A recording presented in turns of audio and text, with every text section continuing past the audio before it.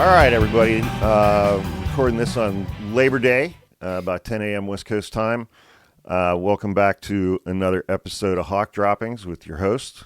I'm Hawk, and we have another tremendous guest today, my buddy Texas Trey. How you doing, brother? Man, I'm good. Hawk, how are you? It's good to see you. I'm good. It's good to see you too. And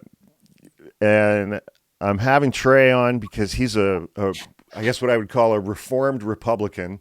Voted for Donald Trump in 2016, now is firmly on the left. And we were talking a little bit before I hit record.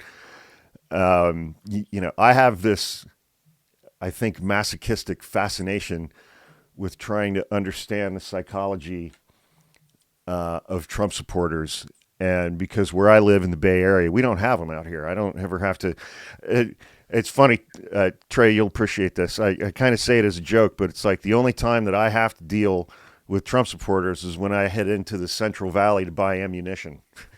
The Central Valley is a lot more conservative than the coast. And so I wanted to start today with, because Trey lives in Texas, red state, and I wanted to start off with, talk to me a little bit about, you voted for Trump in 2016 and now you're on the left.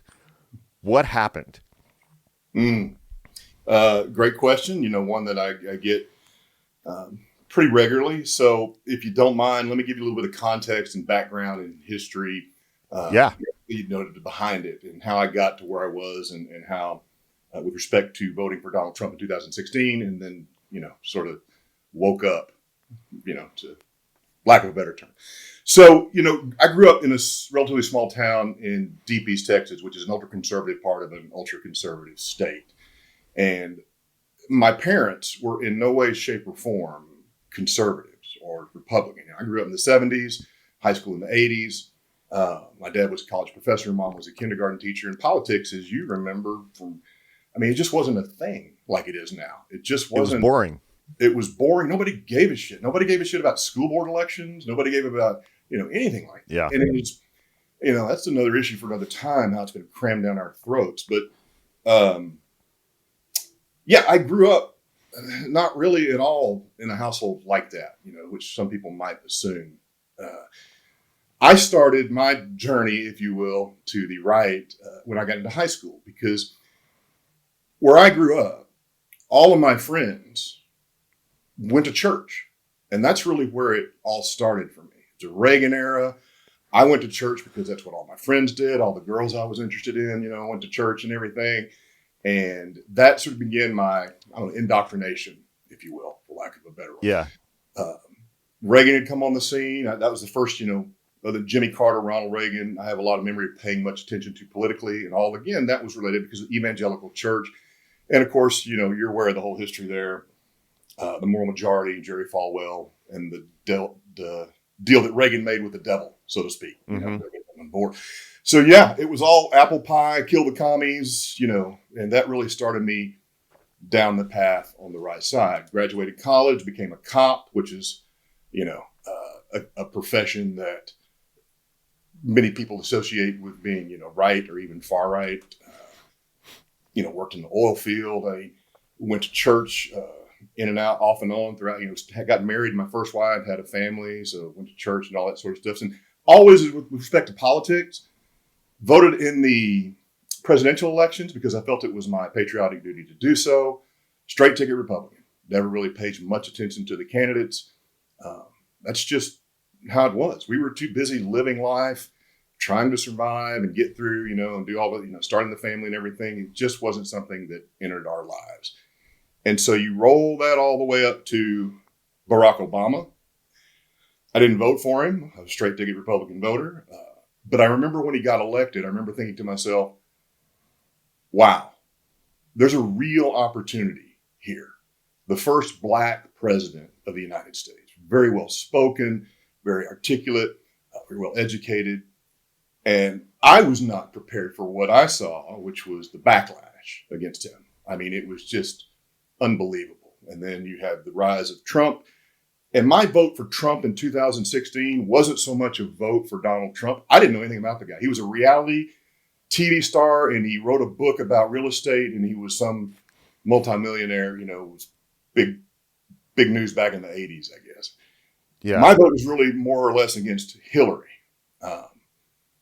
She didn't have anything to offer me. As I saw it, there was this almost, I remember, an arrogance about her, this sort of energy that this was already a done deal. There's no point in even. And to be honest, I was shocked when we went to bed that night and woke up the next morning and heard that he had won. I just couldn't believe it. So that is really a bit of a down and dirty background and context to how I came up to voting for Trump in 2016. Mm-hmm. Now, it takes a little bit of a different turn from there, if you will. But yeah. Yeah. And so at what point, so you voted for him in 2016, did you vote for Biden in 2020? Oh, absolutely. Yeah. There were just what started that shift? Well, a couple things. Once he got into office, a lot of the bravado, a lot of the unpresidential type of behavior that was interesting to watch during the debates and interesting to watch during the campaign. My assumption was he would take that behavior and that rhetoric and tone it way down once he got into office and would become much more in line with presidents that we've seen in the past. And that obviously did not happen. That he would start to act presidential. Exactly.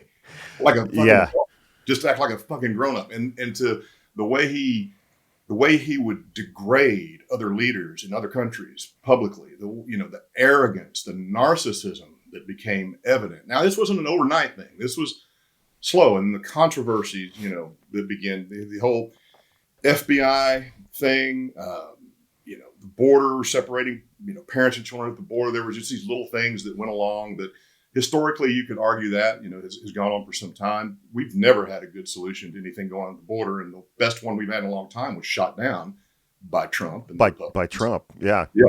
And so it just started to go along and started to see things I didn't like. I didn't like, the way he carried himself, the decisions he made with respect to, let me just back it up. Let me say this. I am really big on personal, individual freedom and liberty for everyone. I don't care what color you are. I don't care what gender you identify as. Live your life how you see fit. And it was obvious that is not Trump's mindset, right? And the way he stirred up voters in particular, I think it was the summer, I won't say embrace, but the acceptance of overt racism, of white supremacy in this country was extremely, extremely off-putting to me. So are you talking about like 2017? I remember that August was the Unite the Right in Charlottesville. Yeah, that was shocking to see. So this is kind of a two-parter. How long have you and your lovely wife, Amy, been married, and did she play any part in your change in perspective? Well, of course she did. She's a lifelong liberal Democrat and an activist at heart, which I am not.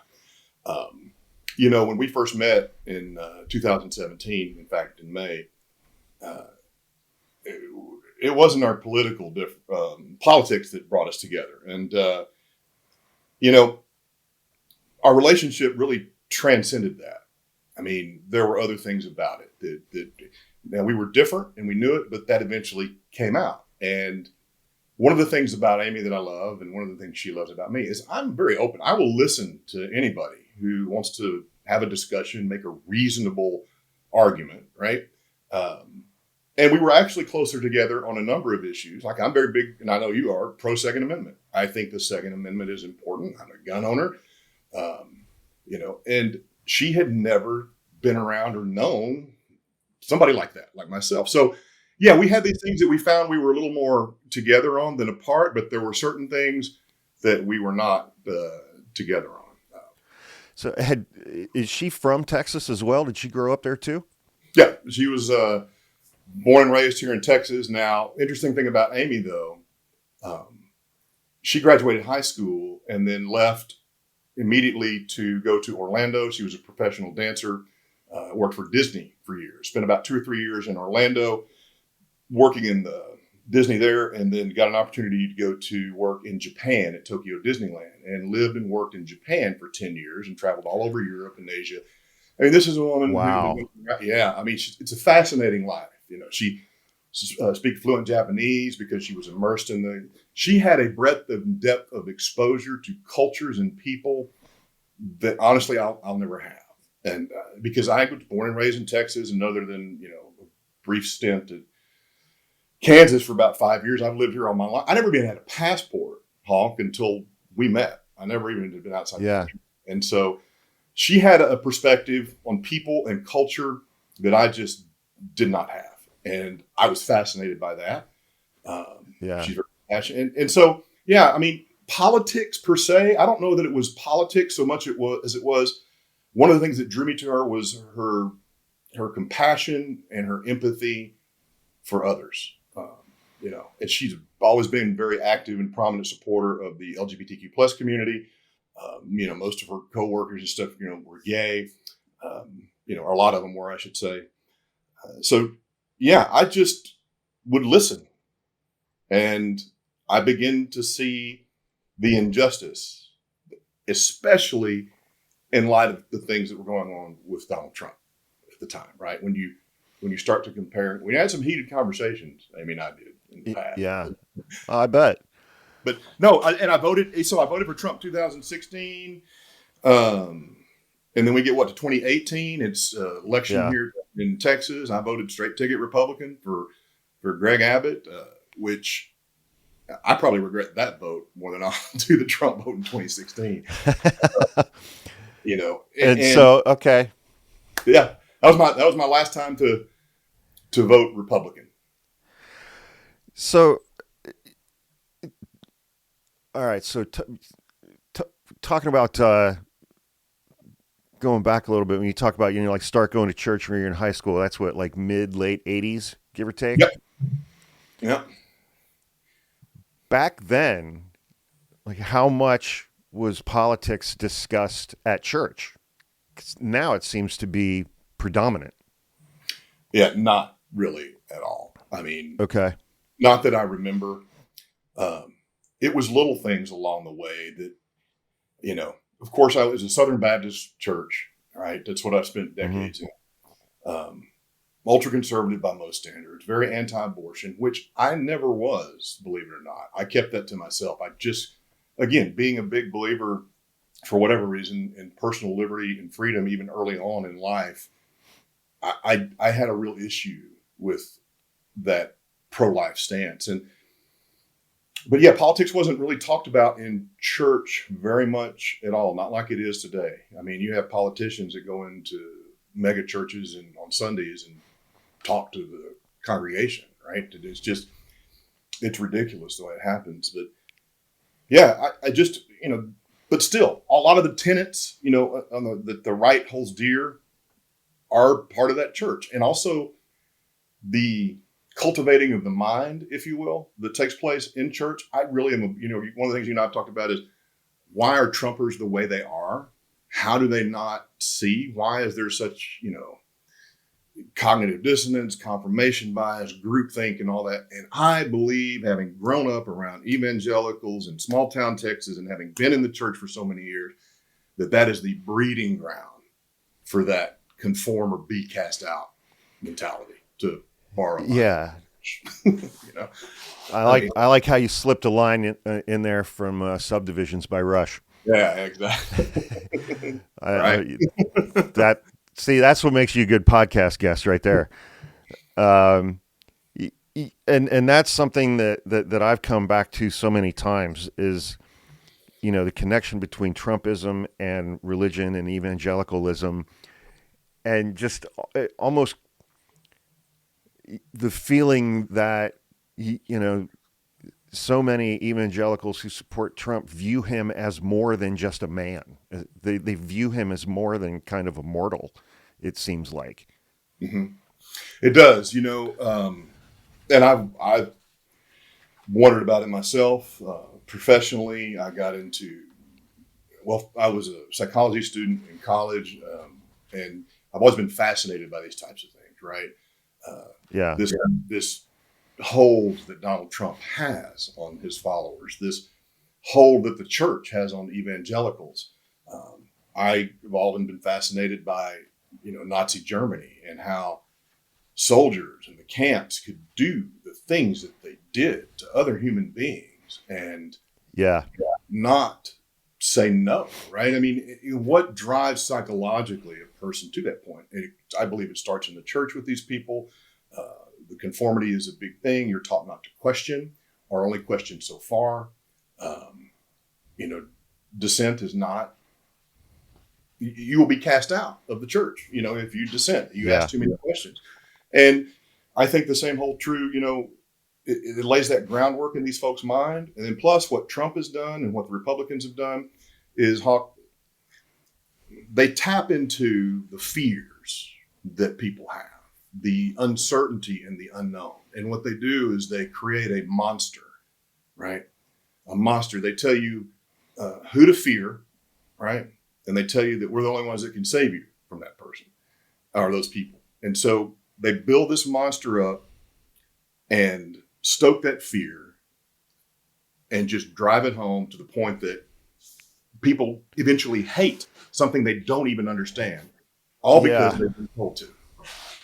Well, and it seems like there's an additional component of, them saying, and this monster is the reason why everything in your life is terrible. It's not your fault. It's the monster's fault.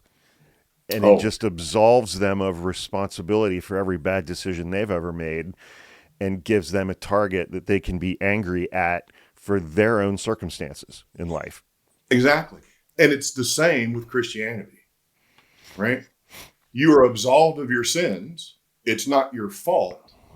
Adam and Eve did this to you way before you were born, right?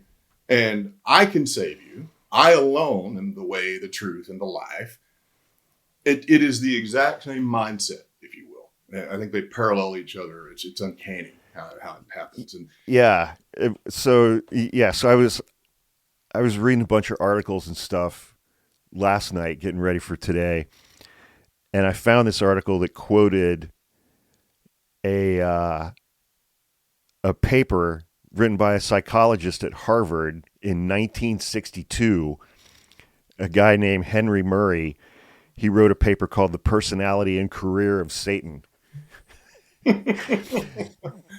And he describes Satan as a malignant narcissist driven by resentment and grievance, wholly self-centered, cruel, vindictive, devoid of compassion and empathy, but yet possessing substantial charm and charisma. And I was just sitting there like, okay, he described Donald Trump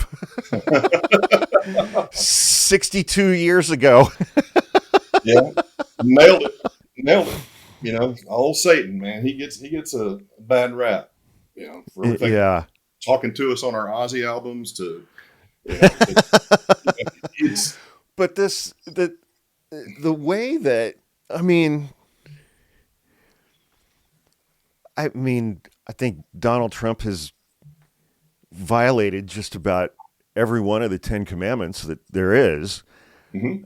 And you just look at his track record just as a man, just as a person. Mm-hmm.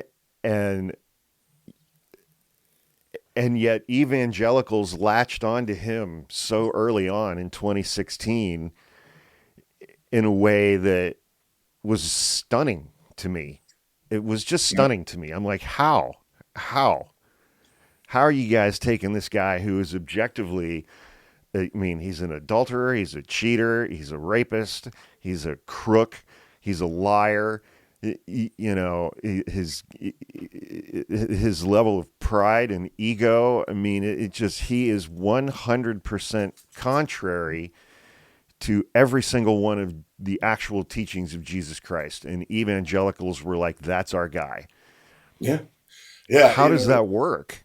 Well, I believe, just from my experience and, having been through a lot of this, it's the same pass that they give God. It's the same pass that they give any hero. One of the things they'll say is, God uses broken people to accomplish great things. As long as Trump says the words, as long as Trump puts up the imagery, they will give him a pass, because for all have sinned and fall short of the glory of God, right? King David, one of their heroes from the Bible, was a murderer. I mean, he was horrible person, but God described him as I think a man after his own heart, right? Because he would do these horrible things, and he would feel horrible about himself, and he would come to Jesus, or not Jesus, Old Testament, my bad, but come to God. Yeah. And it's the same deal. They give him a pass on that. He's a fallible, broken sinner, just like me. So who am I to judge, right? God is to judge. But here is a man, God can forgive me for the shit that I've done in my life. He can certainly forgive Donald Trump for the stuff he's done in his life. And what matters now is, is going forward. I guarantee, at least among the evangelical community, that is a lot of the mindset that contributes to that. So what about, well, and it's like, I mean, especially during the 2016 campaign, one thing that always stuck with me is that he was continually committing to evangelicals that he will pick the right judges if he gets elected. And like, how much of that relationship between Trump and evangelicals was just purely transactional? Mm-hmm. We'll support this guy. He'll give us the judges we want on the courts. Here's the thing too. And again, this is my opinion. I believe at the upper echelons of the Trump organization and administration, that whole movement, the MAGA movement, the people up there don't really believe a lot of what they profess to believe. That is all done for the benefit of the base in order to galvanize them and pull them together. It's the lower levels that buy into it. To the upper levels, it's a means of control. It's a means of obtaining power. I really believe the same way in the church. I used to go to a mega church here in DFW years ago, in fact, and the cult of personality that surrounds the pastor, and then the interaction I had with the limited interaction I had with really senior people there.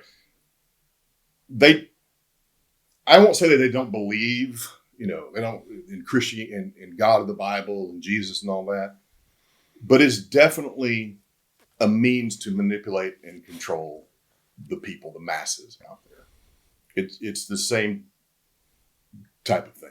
I don't believe that they really believe it at the upper echelons. They don't really buy into it. And if you look at the horrors and, church leaders that, things that have happened to them, I mean, there's a whole lot of issues I could go into religion. I do believe it is tied together. And I believe the mindset on both sides, whether you're talking about MAGA or you're talking about evangelical Christianity, is lockstep, in that respect. I mean, so you've lived in Texas your whole life, and I mean, is it fair to say that, throughout your life, you have interacted with on a regular basis just people out in the community or even in your own family, people who are, to this day, diehard Trump supporters?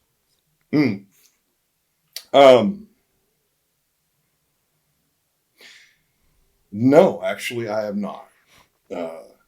And let me talk about that a minute. It's interesting to me, the world in which you and I live here on TikTok and other social media platforms, and I compare and contrast that to the world that I see when I go out. Okay, I live in Fort Worth, Texas, which is arguably a more progressive large city in Texas, but North Texas, Dallas-Fort Worth, is definitely not. And that, when I say more progressive, I'm speaking relatively, right? I mean, it's not San Francisco by any means, right? But into the community, when you go out, when Amy and I go out to dinner, or we go to the movies, or nobody's wearing Trump shirts, nobody's wearing Trump hats, nobody. You might overhear a conversation or bits of one that somebody's having privately at their table, whether Trump is mentioned, and maybe you don't even really have a good idea, although Amy insists she knows exactly what they're talking about every time. But yeah, you just don't see it. Even around here, I don't see the bumper stickers like I used to. Really? A handful of yard signs. You go out into the more rural areas surrounding, North Texas. Yeah, you'll start to definitely see that stuff. You go up major interstates and highways and get away from the city into smaller town, you'll definitely start to see more of that stuff. But here in the city, I don't know, it's just not that prevalent. On social media, like I don't do any politics on Facebook. I don't do any politics on my personal Instagram account. Mm-hmm. And I have a lot of Facebook friends. I've had that account since 2009 that I worked with in law enforcement, that, and I've got a lot of friends who are Trump supporters, and you can tell by the content that they'll post. Now, they won't obsessively post about it, but they'll post things here and there. And to be honest, my tolerance is relatively low these days. If it's just too much, I block. But I do not do politics on Facebook. But for the most part, when I engage with people that I've known for a long time that I know are on opposite, I got my best friend since third grade who lives down around Houston. This guy married Amy and I, right? Law enforcement here. He is not a Biden supporter. He is a Trump supporter.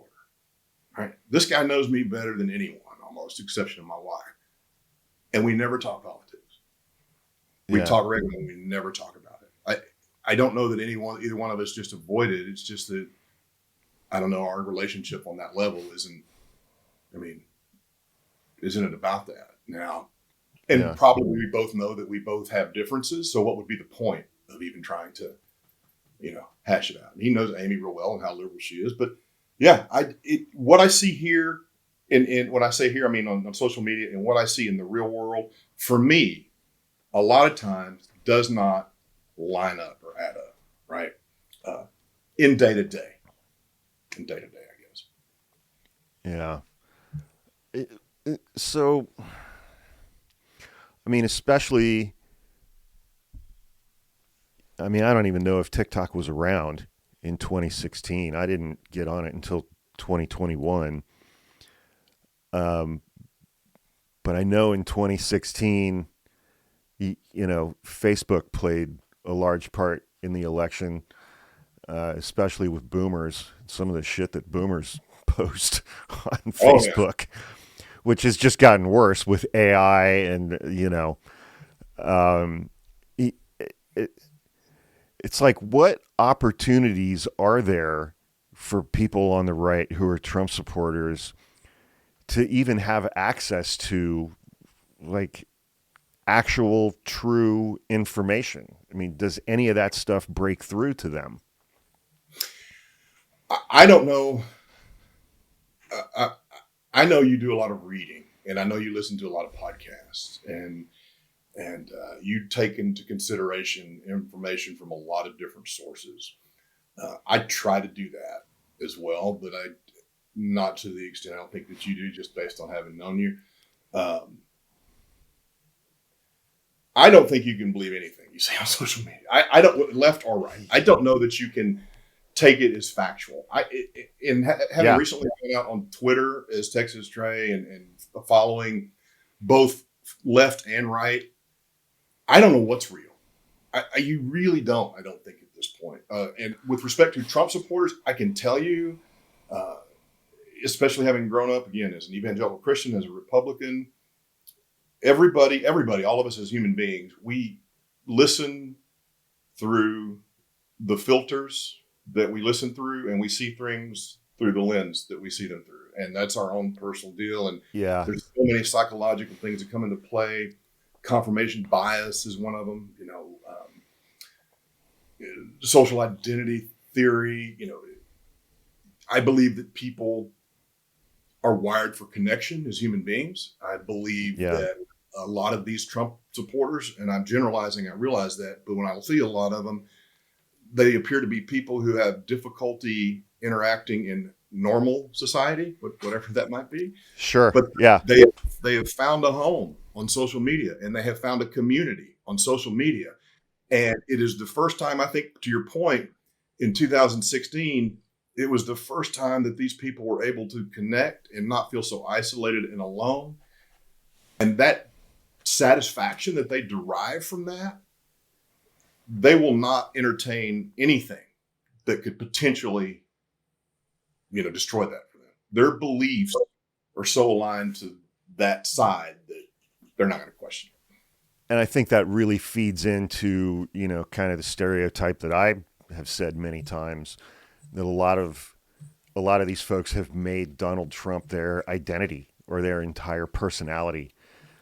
I think the community aspect of that is a prime driver of that. Yeah, it's a prime driver of church in these small towns throughout our history. Yeah. Even today, the community is centered around the church, and if you were an outcast of the church, you were an outcast of the community for all intents and purposes, and nobody was going to risk that, even if they dared question it. It's the same thing here. No, you look at some of these Trump supporters, man, and they're, I know you've seen it, it's just really fucked up. And you thought, this person has found a group that they can, something larger than themselves, that they can feel a part of, that they feel connected to. They don't feel like they're alone. And a community that they can get affirmation from. Exactly. And like you said, they tie their sense of self, their identity, so closely to the beliefs or the talking points, if you will, because that's what makes them feel more connected. And anything that threatens those beliefs or would challenge them is an existential threat to them at that point. Yeah. And so, they're not going to consider. I mean, on kind of expanding on that point of community, one thing that I've spoken about a few times, in fact, the very first episode of our podcast, Hawk After Dark, that I recorded like last December or January, I was talking about the psychology and the psychological makeup of Trump supporters. And I started that episode by going through an article that had come out on The Atlantic in 2017. It was written by a guy named Adam Serwer. I'll have Falcon put a link in the show notes. And the title of his article was "The Cruelty is the Point." And it was about Trump supporters. And he started it off with a scene that, he had recently visited like a memorial and a museum about lynching in the United States. And obviously, and there were a lot of photographs, and obviously a lot of those photographs were absolutely horrible. And one thing he writes, that one thing that he was drawn to in those photographs was the white people in the background, how they were like dressed up. It was an event, and they were all, trying to get into these horrifying photographs, and they all had smiles, and they were finding community in these absolutely heinous acts of cruelty. And that's how they formed their community, in part, among one another. And, again, it's like a bit stereotypical, but it feels to me, and I don't know that this is true across the board for every Trump supporter, but certainly every Trump supporter has decided that this kind of stuff is not a deal breaker. But it just seems like so many of them really just revel and celebrate cruelty to the people who they disagree with politically. I mean, how much of that stuff do you guys see down in Texas, or what's your experience been with that? I think, a lot of these people that you describe, a lot of them feel slighted. A lot of them feel left behind by society. A lot of them feel, as though they're outcasts, that they're not included, that, they have their own traumas and things. I always I say this, these types of people, and I see these tough guys, these internet bros, these MAGA, they're not tough, and this cruelty is really a manifestation, in my opinion, of their own inability to deal with themselves, their stuffing of their trauma, their all of the pain that they've caused, that they've buried down deep. And what they've done is create this worldview that allows them to punish others for their inability to deal with their own pain. So with this cruelty that they inflict, as you say, I think is often driven by, it's almost, they're punishing that person for being like them. I see this in especially when it comes to the gay community, it's amongst men. The ones who protest the most, we always say they're projecting, right? Well, sure, that's exactly what they're doing. And they will espouse the most hateful, and they will perform and commit heinous acts against gay people because their inability to deal with their own sexuality. Grindr, the gay hookup app, crashed during the RNC in Milwaukee. Exactly. It's crazy. It's like, there are a lot of phrases like, the empty barrel makes the most noise. And a lot of these tough guys who are just the loudest and the most brash. I mean, the strongest, most dangerous, most skilled, and like really dangerous men that I've known have all been very quiet and very polite. And, like guys who were special ops in the military, they're just quiet and polite to a fault until they're not, but that's in a work setting when they're serving overseas. And it's like, I think about those kinds of guys. And then I think about these MAGA chuds who get on TikTok with, their brand new kit that they got from Amazon with their plate carrier that holds their magazines and, doesn't have a scratch on it. And they're talking about going up against the U.S. military and broadcasting that to the world. I'm like, the guys who actually have the skills to do that will never in a million years ever tell you that they have the ability to do that. No, absolutely not. And let me give you another example from my law enforcement days. I was a cop for almost 14 years. Most of that time was on the street here in North Texas. About 5 of that was spent in investigations. And I came across a lot of tough guys, right? But the ones who are really tough, the convicts who had been, in prison in the Texas Department of Corrections for decades for murder. When you came across those people, the vast majority of them, you didn't get any attitude. You could have a very respectful conversation with people like that. I've gone into some very poor areas and parts and talked to people who had some hard lives and made some poor choices and done some, pretty violent things, and had just the most normal type of conversation. There to investigate something else, or they were a witness, and you could just tell. You could tell by the tattoos. You could tell by the way they carried themselves. This is someone that has nothing to prove, right? Right. It was the loud mouths, the ones talking the shit, it's the same type of deal.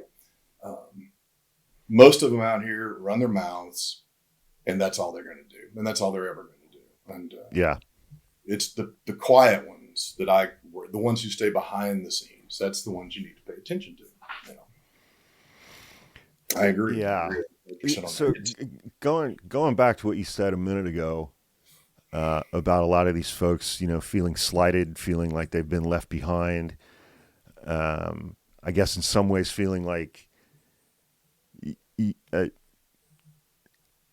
trying to find the right way to put it. It's like, they were kind of owed something by American society and they didn't get it. Exactly. And feeling kind of cheated. Entitled. I mean, it's like, yeah. And, but it's that, but, it's like growing up, especially through the 70s, 80s, and 90s, it's like, we grew up with an expectation, I guess would be the better word, an expectation that you're just going to be able to go out and do these things. You're going to be able to find a job. You're going to be able to buy a house. You're going to be able to afford to have a family. You're going to be able to afford to have a car and take vacations because this is the United States of America. It's the greatest country on the planet. It's the wealthiest country on the planet. And, it's like on the one hand, I can kind of empathize with being raised with those expectations and being told those things year after year after year. And then you get out into the world and things change and you're like, oh, this isn't that. Yeah. But it's always been, I mean, I guess it's easier to paint people on the left as the enemy as opposed to, the 1% and our corporate overlords who are actually really the ones who are responsible for that shit. Yeah, absolutely. You hit on something that I think is a great. We were sold in the 70s and 80s. We were sold on the idea of America, not the reality. Uh-huh. We were sold I remember learning about the three branches of government and the checks and balances, and I had this perception that all these learned, brilliant people we elected to go to Washington and have these debates about, what was going to be best for the country. And, this whole idealistic picture of that and of life in general. Like you said, you expect that when you would finish school, you would go find a job that would provide you all these things that you see on television, right? Yeah. Or that your parents had or whomever. And when that reality doesn't match up, you become confused, you become angry, you become bitter for a number of reasons. But really, it boils down to how you view it, your mindset, the mindset that you choose to look at it with. Instead of seeing hardship as opportunity, you see it as another example of the Biden administration keeping me down, or something like that. And I think that it's not an excuse for people, but I'm just saying, yeah, people our generation, reality did not match up with, and even today, school does not prepare young people as a father for the realities of life. And I think that does play into some of that mindset. Yeah. It was interesting. I think it was like a year and a half ago. I can't remember what prompted it, but I was making a TikTok where I was talking about how like the 80s and the 90s were like the last easy decades, where stuff was just easy, and I was talking about that a little bit. And towards the end of that TikTok, I was like, well, I guess I should clarify. Those 2 decades were very easy for guys who looked like me. Yeah. And I was like, I'm not black. I'm not a woman. I'm not an immigrant. I'm not disabled. I'm not a member of the LGBTQ community. And then that started me off on like a whole other period of contemplation, just thinking about, because it's like, I got on TikTok and I started following a lot of people who don't look like me. And I started learning a lot. And I still am. And I still have a lot to learn. But it's like that stuff kind of started seeping in. And I was like, oh, right. Those decades were easy for me because I'm a white man. It's like I at this point in my life, it's like I have every single privilege that this country has to offer except for generational wealth. And like you, it's like I saw the resistance to Obama and I was not prepared for its ferocity, I guess I would say. And again, none of my black friends were surprised in the least. They were surprised he made it through 8 years without getting assassinated. Yeah. They weren't surprised by it in the least. And I'm just sitting here going, what the hell? What's going on? And they're like, dude. Yeah. And it's like, and now we have a nominee who is a black woman. and the first attacks from the right are she's not really black. Yeah. And it's like, I'm like, the first thing that popped into my head was like, well, why don't you ask her how she gets treated when she's in Mississippi or Alabama or Louisiana, if they treat her like a white person down there? Yeah. And it's just, I don't know. I mean, and again, I mean, I guess because of my experience, living through 8 years of Obama's presidency, and again, it's like, people calling him like a communist and a Marxist and a socialist and all that shit. And I'm like, the dude was a borderline Republican, man, in his policies.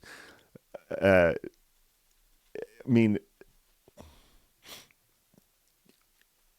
like, how much just like reflexive racism and misogyny, are you seeing in the part of the country where you live in response to Kamala's nomination? It's definitely part of the culture. Once you get out of the cities, right, where it's much more diverse, and you get into, the rural parts of Texas, which Texas is largely rural. I think there's 254 counties in the state of Texas, but over half the population lives in like 2 of them or something like that. So right, it's very much like that. And to your point about, let me go back just real quick and address them, because I know exactly what you're talking about. I never, ever, ever thought about this until in the last couple of years or so. But I always remember looking back on my childhood, growing up in the 70s and in the 80s, as it was just an amazing time. My parents were not rich; they were teachers, but we didn't want anything. And it wasn't until I started really paying close attention. The reason I have those memories and view it that way is because I was in a bubble. I was living in a, there were 2 distinct sides of town in the town that I grew up in. And I was in an elementary school that was, that was bussed over because of the way they integrated into mixed elementary school. I don't remember. But suffice to say, Hawk, let me just say, I know exactly what you're talking about. I lived a life of privilege, a white male growing up in East Texas. Of course, I'm going to have good memories. And what I realized and for 14 years of that period of time, you were out in society as a white man, and you were carrying a gun. Yeah, and a badge, and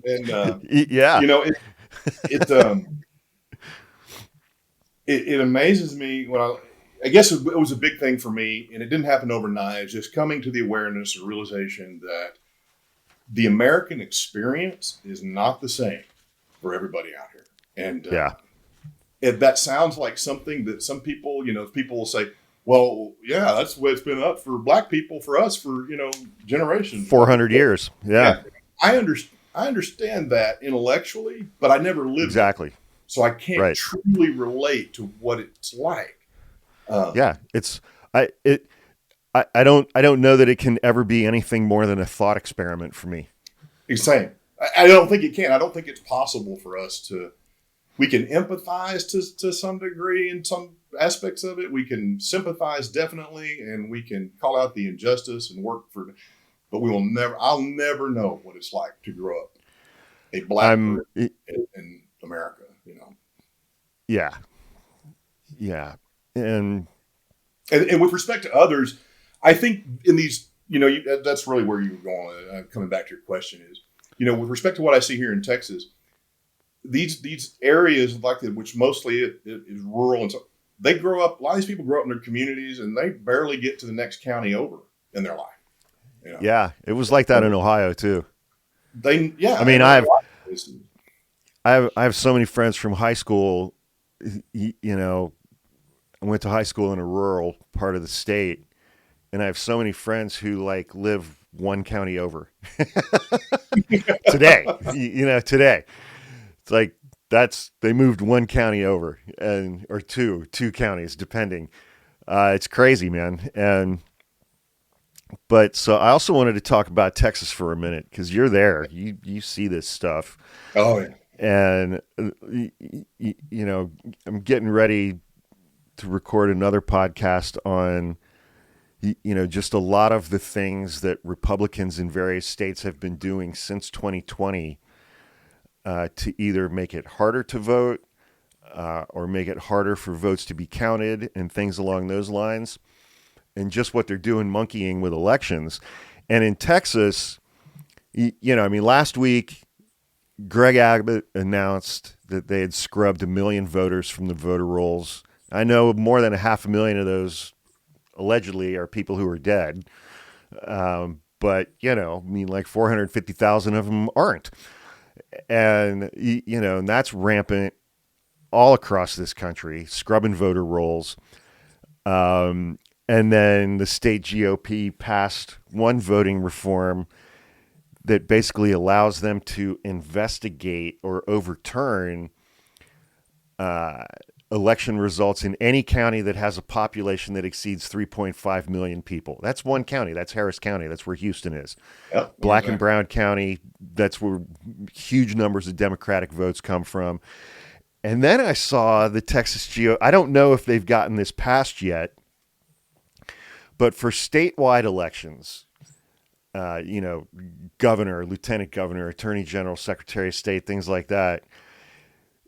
If you win a statewide election, they're going to add a requirement that you also have to have won the majority of the counties in Texas. And like you said, there's like 260 of them or something. And that will have, I mean, Republicans are creative with their language. I'll give you that. They wanted to flip elections in Harris County, and that's what they came up with. It's not about Harris County. It's about population numbers. And it's not that we don't want Democrats to ever hold statewide office. We're just saying they should have to win in a majority of the counties as well. Well, that requirement guarantees that no Democrat will ever hold statewide office ever again. And it's just like, you know, you live in Texas. Why are they so goddamn terrified of people actually voting? Well, they know that if it were strictly off the popular vote in a free and fair election, without all the gerrymandering, without all of the things that you just described that they're putting in place, that they wouldn't win. I mean, at least a number of Texas has been under Republican rule now for decades. 30 years. Yeah, but there's a lot of people who are sick and tired of it. And Republicans have repeatedly done everything in this state to ensure they remain in power. And what you're seeing with respect to, you know, changes and that you're describing and proposed changes and so forth is just an ongoing effort to ensure, as you said, that Democrats aren't elected. Some of the stuff has been so egregious that even Republicans within the state are balking at it. There's been a lot of infighting. And boy, when that happens, the hammer comes down from Abbott and his ilk. We have a corrupt criminal for an attorney general who wants to be the U.S. Ken Paxton. One of his latest. That guy's a fucking piece of work, man. Oh, he's a piece of shit. He is a fucking piece of shit. And he's a criminal and he's a thug. And the only reason that man is still in office and not in prison is because of a guy referred to as the king of Texas, a guy by the name of Tim Dunn, who is a West Texas multi-billionaire, you know, oil guy. There's a handful of them out there. He's ultra conservative, ultra Christian, and, you know, he buys politicians and he really runs things, not Abbott. That's a whole nother discussion, but suffice to say, yeah, it was Tim Dunn's donation, well, through a group, you know, of $2 or $3 million to Lieutenant Governor's campaign fund. You know, I saw that like right before the impeachment was going to start of Ken Paxton, and the Lieutenant Governor was overseeing the impeachment, and this guy gives the Lieutenant Governor a $2 million check. Yeah, yeah. They impeached him in the House, you know, and it got to the Senate for trial. And of course, Lieutenant Governor oversees that trial as the judge, and then all of a sudden, boom! You know, I mean, the whole thing was so obvious, and you know, it is. Yeah, I mean, I could do a whole. I'm sure I could probably do a whole separate episode on, you know, one question that has always perplexed me. Why can't billionaires just be happy being billionaires? Right? They all seem so miserable, and they're trying to go to space, and they're trying to control state government, and they're just trying to control all of these things around them. It's like, dude, you're a billionaire. Why just go have fun? Go do things that are fun, that normal people would say that looks like fun. You could do anything as a billionaire. Nothing would be beyond your reach with respect to money, right? I mean, you might have physical limitations. Anything in the world, whether you wanted to help anybody or not, doesn't matter. You could do whatever you want, and to spend it. I think there's a level of narcissism. Sure. If there's some sociopaths among that group. Yeah. I can't imagine being a billionaire and be like, I really need to take away people's access to birth control.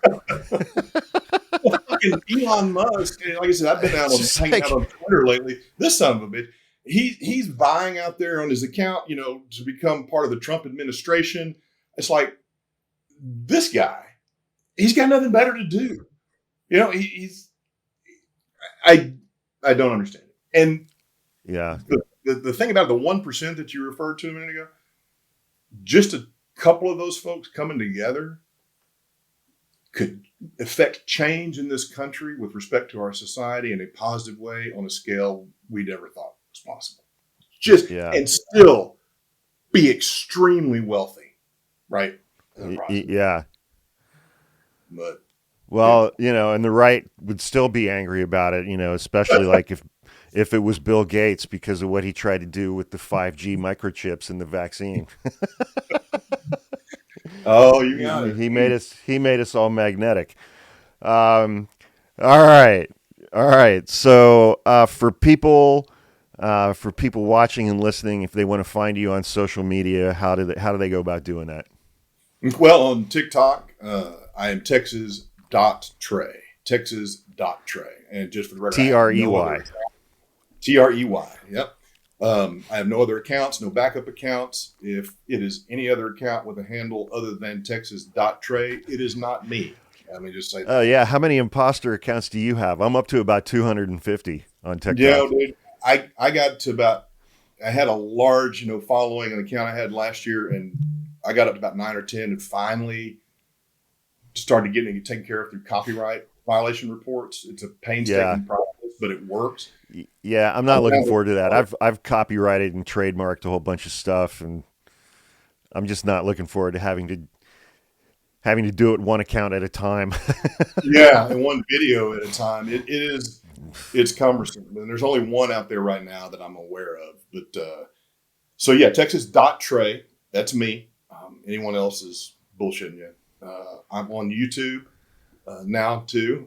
Texas Trey. You can just search it. I don't remember what mine. It's like the Texas Trey or something. But just search Texas Trey. I'll come up. I am on Twitter as well as of late. I'm in the Texas Trey. I think it's all run together. But again, you can find me and follow me out there. So. All right. Awesome, man. Thank you so much again for taking the time to join me today. This was awesome. I think we had a really good discussion. I enjoyed it thoroughly. And I'm going to click stop and then hang out for a second. But thanks again to everyone who follows both of us, actually, and everyone who subscribes to my podcast page here. Means the world to me and my brother. Absolutely. Thanks, everybody, and we will see you guys soon. Thanks, Get out and vote. Thanks, man. And everybody check your voter registration at vote.org at least once a week between now and Election Day. Absolutely. All right. See you guys soon.